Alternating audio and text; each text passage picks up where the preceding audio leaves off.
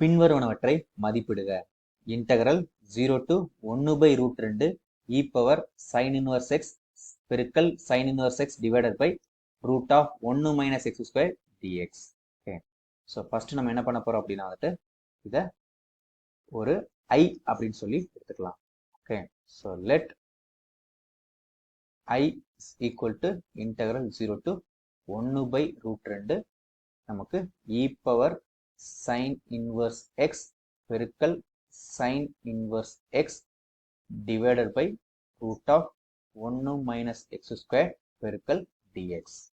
Okay, so இந்த கணக்கு நம்ம எப்படி சால்வ் பண்ற போறோம் அப்படின்னா வந்து பெர்னோலியினுடைய சூத்திரத்தை பயன்படுத்தி தான் வந்து சால்வ் பண்ண போறோம். ஓகே, ஸோ அதுக்கு முன்னாடி இதை வந்து கொஞ்சம் சிம்பிளிஃபை பண்ண வேண்டியிருக்குது. ஸோ நான் என்ன பண்றேன் அப்படின்னா வந்துட்டு t is equal to sin inverse x அப்படின்னு எடுக்கிறேன். ஸோ அப்படின்னா நம்மளுடைய dt is equal to dx by square root of 1 minus x square. Okay, so இப்போ வந்து என்னது tயும் dtயும் கண்டுபிடிச்சாச்சு. ஸோ அதுக்கப்புறம் நம்ம என்னது லிமிட் தேவை. ஸோ லிமிட் வந்து என்னது x is equal to 0வா இருக்கும்போது sin inverse of 0 அப்படிங்கும்போது tயும் நமக்கு 0. ஓகே, ஸோ அடுத்து நம்ம வந்து என்னது x is equal to 1/√2 இருக்கும்போது நமக்கு t-னுடைய மதிப்பு என்னது sin inverse of 1/√2. அப்போ வந்து என்னது sin வந்து π/4க்கு தான் என்னது நமக்கு 1/√2 கிடைக்கும். ஸோ அதனால t is equal to π/4. So இப்போ நம்மளுடைய I எப்படி மாறுது அப்படின்னா வந்துட்டு இன்டகரல் 0 இந்த 1/√2 எப்படி மாறி இருக்கு அப்படின்னா π/4ஆ மாறி இருக்குது. ஓகே, அதுக்கப்புறம் இது e பவர் t பெருக்கல் sin inverse of xங்கிறது என்னது அதுவும் t. ஓகே, இங்க வந்து என்னது dx by root of 1 minus x squareங்கிறது என்னது நமக்கு dt அப்படின்னு கிடைச்சிருக்குது. ஸோ இப்போ நம்ம வந்து என்னது பெர்னோலி ஃபார்முலா யூஸ் பண்ணலாம். யூஸ் பண்றதுக்கு என்ன பண்ணணும் அப்படின்னா வந்துட்டு ஃபர்ஸ்ட் நாம u is equal to t அப்படின்னு எடுக்கணும். ஓகே, ஸோ v அப்படிங்கிறது e power t.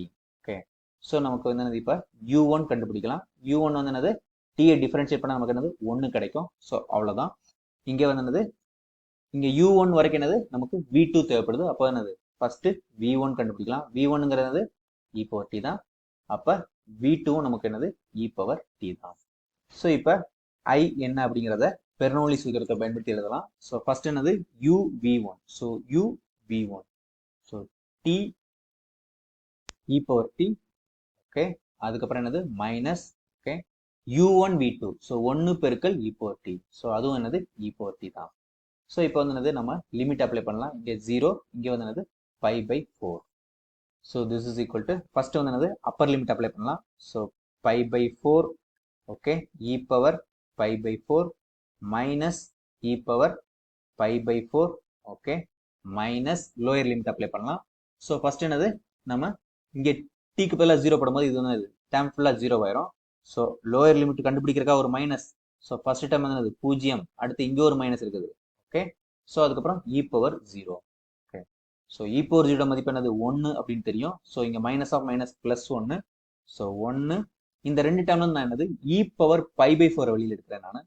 So plus e power π/4.